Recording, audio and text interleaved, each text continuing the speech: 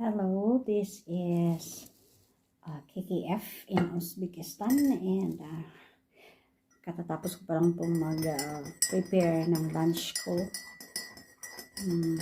Today is Friday. I am not supposed to go to school pero inimbitahan po tayo na magpunta ng school kasi merong mga taga-TV, mga journalist na gusto mag-interview at mag-take ng video while I am teaching. So, ganun, parang demo teaching.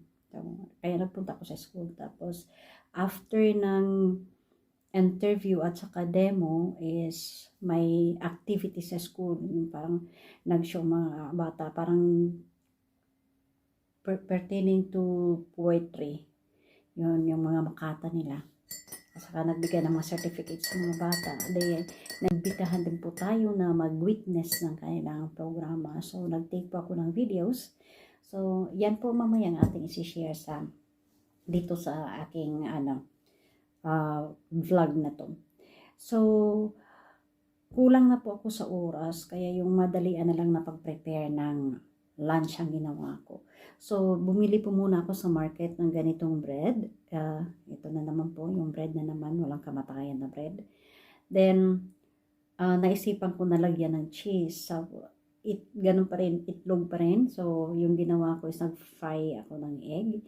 Nagyan ko siya ng kamatis at saka sibuyas. So, iniba ko naman yung pagkakaluto ko ng egg. So, iginisa ko muna yung kamatis at saka sibuyas kagaya ng ibang napapanood ko sa YouTube. Ginisa ko muna siya. Pero ang sa akin is nilagyan ko siya ng cheese.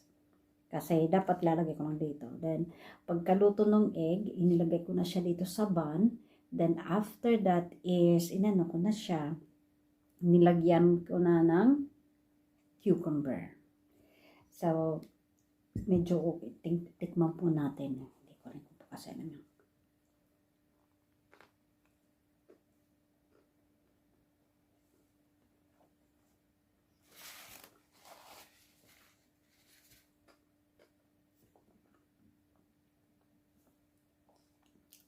Okay naman ang lasa. So, hindi ko naubos yung itlog. Dito ko pa siya inagay. Yan ito. Yung cucumber. Masarap pala siya.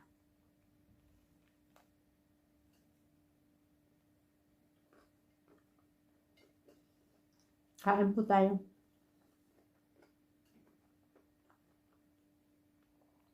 O ganito na lang po tayo.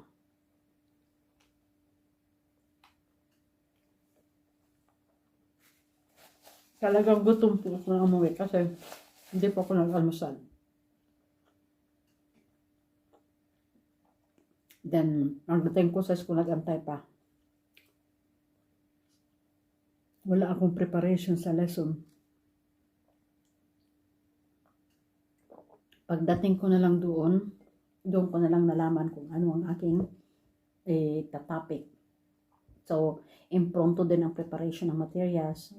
Medyo okay lang. Tapos, very polite at saka kind yung journalist. Yung mga estudyante man is okay naman sila. Very supportive and cooperative.